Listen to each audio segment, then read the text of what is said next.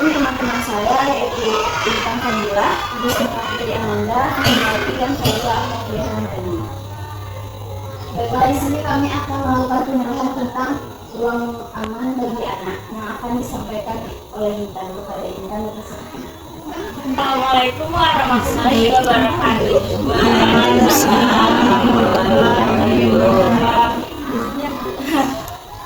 Pagi Ibu, di sini perkenalkan nama saya Intan Fadila, biasa dipanggil Intan.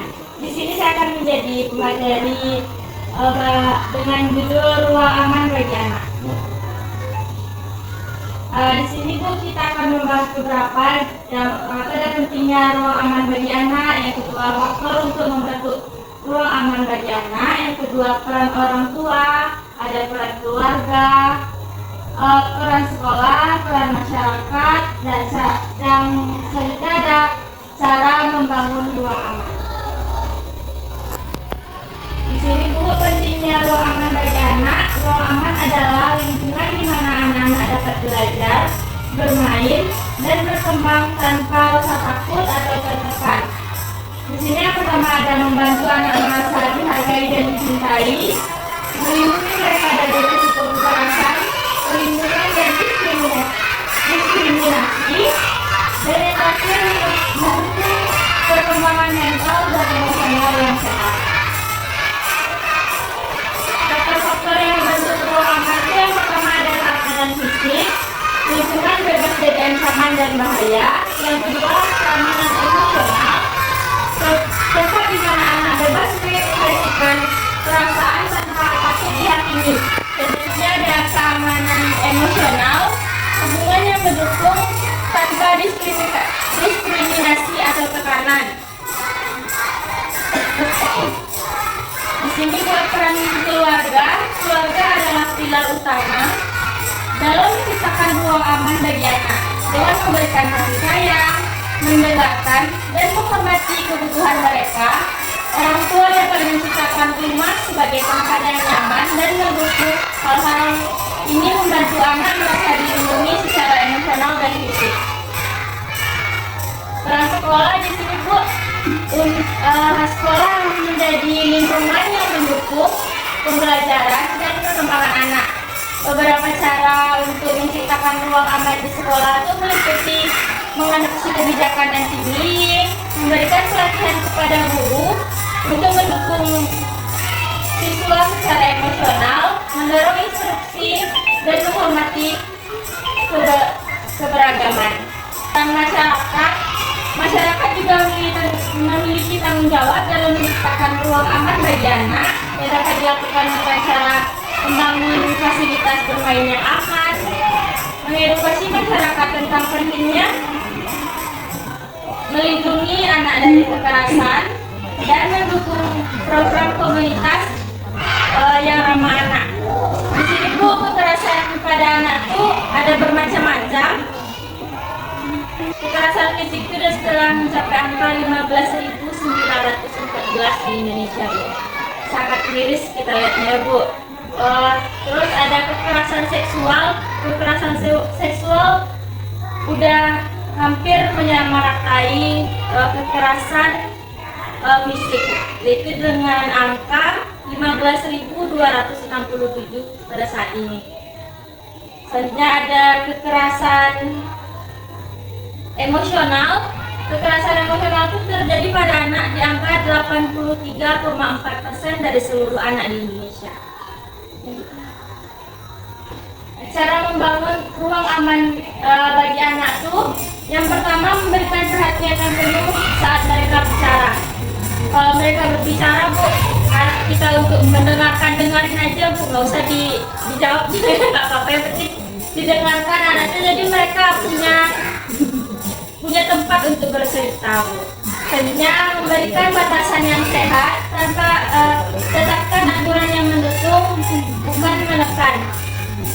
Selanjutnya mengajarkan rasa hormat, tunjukkan perilaku yang menghormati mereka secara individu. Nah, di sini, Bu, kesimpulannya ruang aman adalah fondasi penting bagi masa depan anak. Dengan menciptakan lingkungan yang mendukung, kita tidak hanya melindungi mereka, tapi juga membantu mereka berkembang menjadi individu yang tangguh dan penuh empati. Mungkin sekian, Bu, dari saya. Silakan kepada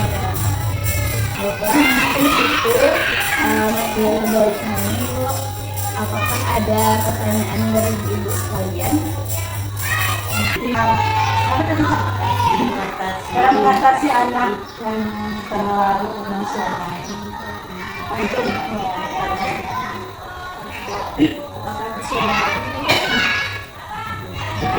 Assalamualaikum warahmatullahi wabarakatuh. Waalaikumsalam warahmatullahi wabarakatuh. Saya kebetulan punya satu anak perempuan, dua kakaknya jauh di atasnya. Jadi anak saya itu punya kebiasaan diam, tapi kalau di rumah dia cerewet. Tapi kalau di sekolah atau di tempat umum, dia kebanyakan diam. Gimana caranya supaya dia bisa seperti rumah dan bisa dibuat seperti itu di rumah? Gimana caranya gitu mengatasinya? Ya. Jadi, Bu, di sini kan cara mengatasi anak yang tantrum, ya, Bu. Kita tuh bisa mengendalikan emosi anak, tidak memperburuk situasi. Misalnya anak tuh lagi tantrum, Bu, di mana lah anakku kok biarin aja dia tantrum, Bu, ya, biar dia sampai tenang sendiri, biar dia bisa mengendalikan emosinya, kan, Bu. Biasanya lagi marah-marah nih, lagi tantrum, Bu, lagi ngamuk-ngamuk, biarin aja dia sendiri, nggak usah diacuhkan, Bu, sampai dia tenang sendiri. Kalau misalnya kita acuhkan, Bu, misalnya kenapa lagi, kalau udah kita tambah memperburuk suasana, anaknya makin tantrum, Bu, jadi dia terbiasa untuk tantrum. Kalau misalnya kita biarin, jadi dia bisa mengelola emosinya. Misalnya dia lagi marah-marah, berarti nggak ada yang peduli kalau dia marah. Besok dia lebih bisa kontrol dirinya, Bu, lebih tenang, Jadi senjata dia tantrum itu ya. Untuk mendapatkan sesuatu berarti jadi senjata yang tantrum. Jadi dia udah terbiasa, ya. Oh, misalnya mau main HP, nggak boleh main HP dulu. Nggak boleh main HP, ngamuk dulu baru bisa dikasih HP. Jadi kalau misalnya dia tapi boleh dibiarkan, Bu, tapi masih dikontrol dengan jarak jauh. Jadi enggak terlalu mengajulai, mangana kayak gitu, nggak digituin juga nggak dimarahin, tapi biarin dia untuk menahan emosinya sendiri dulu. Ini itu jawaban dari saya, Bu. Kalau serumah sama nenek kadang-kadang Bela Hanya bela ya, Bu. Kita sebagai orang tua juga susah itu. Kalau kayak gitu tuh mungkin koordinasi kita dengan neneknya. oh neneknya pola pendek. Koordinasi dengan neneknya, misalnya kan apalagi kalau sekarang ini kan mirisnya, Bu, anak-anak ini HP. Kalau HP itu anak-anak tuh bisa mengakses apa aja di dalam, ikut-ikutin tren atau apa, itu belum termasuk di sebenarnya. Ada anak sekarang ini kalau kita lihat lebih cepat dewasanya daripada anak-anak dulu, lebih mental ya. Kalau keluar tuh, kalau yang perempuan nyari lipstick karena lihat YouTube, nonton di YouTube gitu kan. Jadi mungkin Kalau untuk sekarang ini cobaan terbesar bagi orang tua tuh ya internet, HP. Karena ibu di rumahnya cerewet, kalau di sekolah mungkin dia tuh belum beradaptasi sama lingkungannya, atau ada suatu hal yang buat dia diam gitu Bu. Sekarang kan anak-anak tuh kadang ada yang bully-bully atau apa, kadang bisa ibu tanyain kenapa di sekolah atau ada apa, bisa diajak ngobrol, iya Bu. Misalnya kenapa kalau di luar pemalu atau gimana gitu. Coba ajarkan untuk anak tuh bisa menyampaikan isi hatinya nih kita Bu. Misalnya di sekolah ada yang nakal, kalau ada Intan sendiri Bu, sekarang kan masih kelas 1 SD, dia tuh nggak terbiasa untuk menyampaikan, misalnya dia dipukul temannya, dia takut untuk menyampaikan di rumah karena dia tahu kakak-kakaknya bakalan marah nih Bu, kenapa diam aja. Jadi itu pun salah satu kesalahan dari kami kan Bu. Kalau misalnya dia lagi ngadu, itu kasih support. Misalnya Bu Kak yang ini, Ibu yang ini nakal Bu, ini. Coba bilangin sama dia, atau enggak kita menghindar dari yang nakal.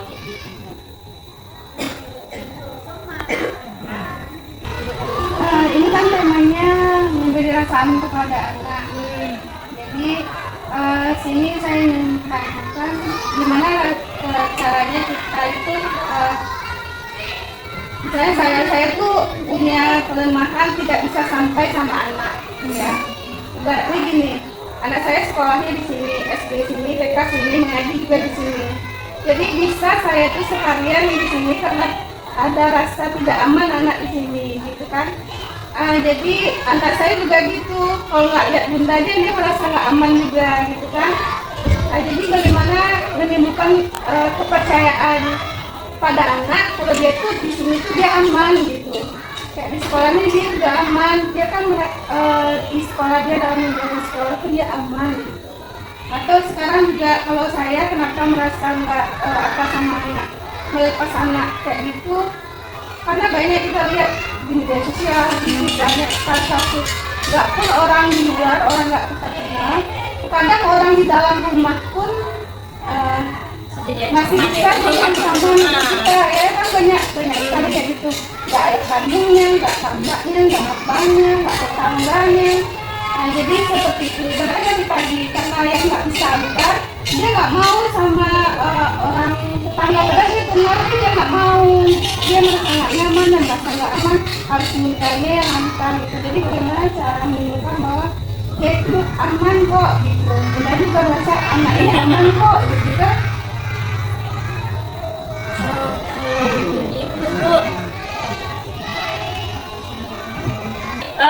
Dipantau, tapi coba tinggal sebentar 15 menit. Nanti kalau untuk awal coba tinggal sebentar sampai terbiasa. Kalau misalnya kayak gitu Bu, nanti bakalan ke ibunya juga nggak mungkin anaknya ditemenin terus sampai SD sampai apa kan.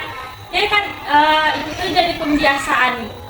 Kalau ini kan udah terbiasa, jadi kalau nggak nampak tuh rasanya ada yang kurang, hilang, nangis aja ya Bu. Terus coba mulai dari pembiasaan ibu. Hanya ditinggal-tinggal 15 menit, berapa? Ya dari diri kita sebagai orang tua kasih kepercayaan.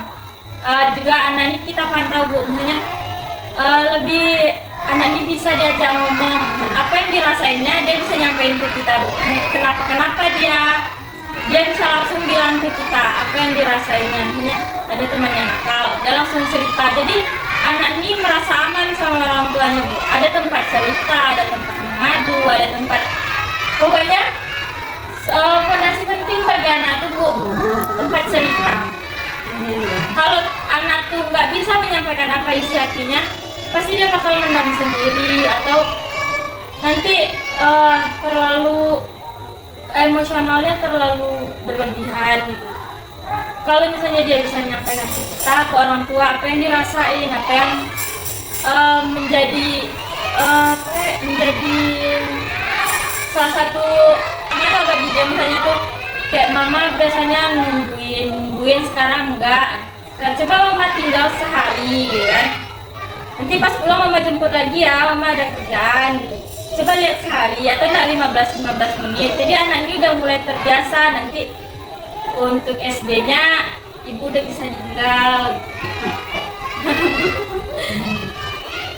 Sekian dari